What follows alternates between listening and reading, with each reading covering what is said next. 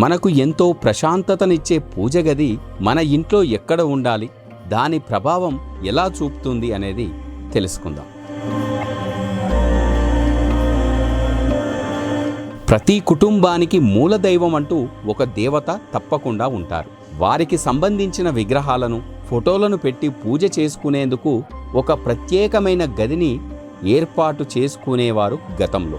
కానీ ప్రస్తుత నగరాలలో ఉండడానికే చోటు కరువైన స్థితిలో దేవుడికి ప్రత్యేకంగా ఒక గదినే కేటాయించడం అన్నది సమస్యగా మారుతున్నది.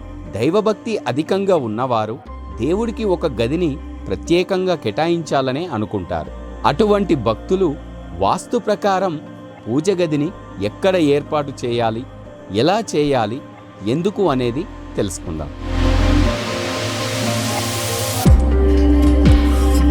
పూజ గదిని సాధ్యమైనంత వరకు ఈశాన్యం లేదా తూర్పు లేదా పశ్చిమ దిక్కున ఏర్పాటు చేసుకోవాలి. దీనికి కారణం తెల్లవారుజామున్నే సూర్యుడు ఇంటికి ఈశాన్య దిక్కున ఉంటాడు కాబట్టి ఈ సమయంలో యోగా, ధ్యానం, పూజ ఎంతో ప్రశాంతతను ఇస్తాయి. సూర్యుడి లేలేత కిరణాలు ఆరోగ్యానికి ఎంతో మంచి చేస్తాయి. కనుక పూజ గదిని ఏర్పాటు చేసుకోవాలంటే ఈశాన్య దిక్కును ఎంచుకోవడం చాలా మంచిది. పెద్ద స్థలం ఉన్నవారైతే ఇంటి మధ్యలో పూజ గదిని ఏర్పాటు చేసుకోవచ్చు.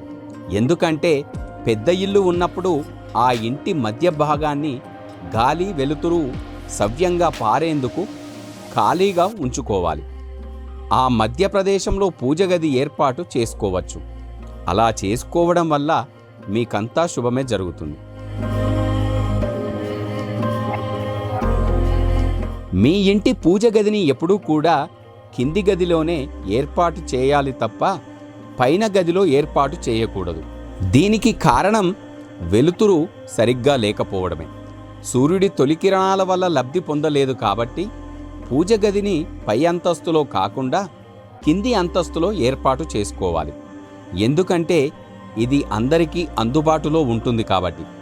ఇంట్లో పెద్దవారు, కదలలేని వారు ఉంటే ఇది సమస్యగా మారుతుంది కాబట్టి అందరూ పూజించుకునే విధంగా, ఆ దేవుడికి మొక్కుకునే విధంగా కిందనే ఏర్పాటు చేసుకోవడం చాలా శుభసూచకం.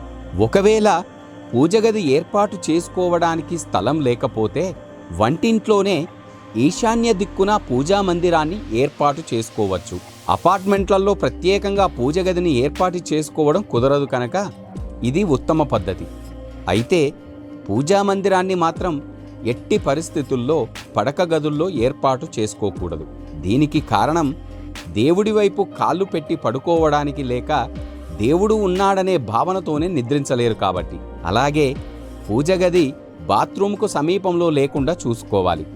అక్కడి నుంచి వచ్చే శబ్దాలు, ఆ వాసనలు వ్యక్తులను చాలా ఇబ్బందులకు గురిచేస్తాయి.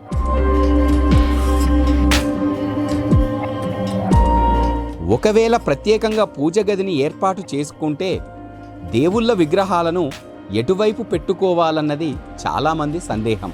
ఈ విగ్రహాలను ఈశాన్యం, తూర్పు లేదా పడమర దిక్కున పెట్టుకోవచ్చు.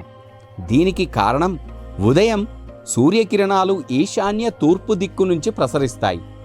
సాయంకాలం వేళల్లో పడమర నుంచి ప్రసరిస్తాయి. కనుక ఇవి విగ్రహాల మీద పడితే మరింత భక్తి భావనను కలిగిస్తాయి. విగ్రహాలను ఉత్తర దిక్కు పెట్టుకోకూడదు. ఆ దిక్కున పెడితే ప్రార్థించేవారు దక్షిణముఖంగా కూర్చోవలసి వస్తుంది. అలా కూర్చున్నప్పుడు వారి పాదాలు దక్షిణ దిక్కున, తల ఉత్తరం దిక్కున ఉంటాయి. దీనివల్ల శరీరంలోని ఉత్తర మూలమైన తల భూమి నుంచి వచ్చే అయస్కాంత ఉత్తర ధ్రువాన్ని వికర్షిస్తాయి కాబట్టి. అలాగే దేవుడి గదిలో విరిగిన విగ్రహాలు లేదా చిరిగిపోయిన బొమ్మలను పెట్టుకోకూడదు. ఇందుకు కారణం దానిని చూస్తూ దేవుడి మీద మనసును లగ్నం చేయలేము కాబట్టి. అలాగే విగ్రహాలు ఒకదానికి ఎదురుగా ఒకటి పెట్టకూడదు. ఎందుకంటే మనం విగ్రహాలను చూసి పూజించాలి తప్ప అవి ఒకదానిని ఒకటి చూసుకోరాదు. గోడకు 1 అంగుళం దూరంలో విగ్రహాలు పెట్టాలి. దీని వెనక ఉన్న కారణం గాలి, అగరొత్తుల పొగ వంటివన్నీ చుట్టుకోకుండా సులభంగా పారడానికే దేవుడి ముందు దీపాలు వెలిగించేటప్పుడు దానిని విగ్రహం ముందే పెట్టాలి. అసలు దీపం పెట్టడమే వెలుగు కోసం కనుక విగ్రహం ముందు పెడితే అవి మరింత మెరుగ్గా కనిపిస్తాయి.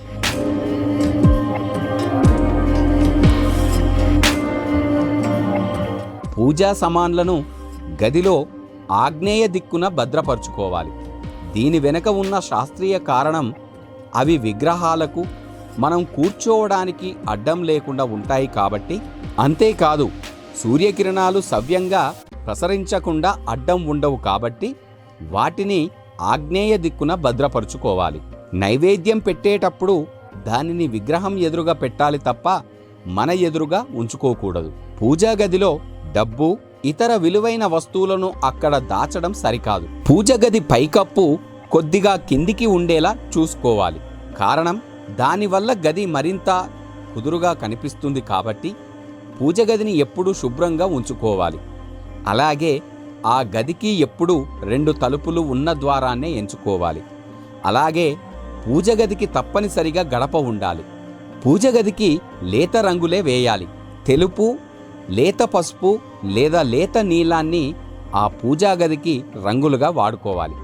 దీనివల్ల మనస్సు ప్రశాంతంగా ఉండి దేవుడిపై దృష్టి పెట్టడం సులభమవుతుంది. ఎవరైతే ఈ రకంగా ఆ పూజా మందిరాన్ని ఏర్పాటు చేసుకొని ఆ భగవంతునికి పూజలు చేస్తారో వారికి కోరిన కోరికలన్నీ తప్పక నెరవేరుతాయి.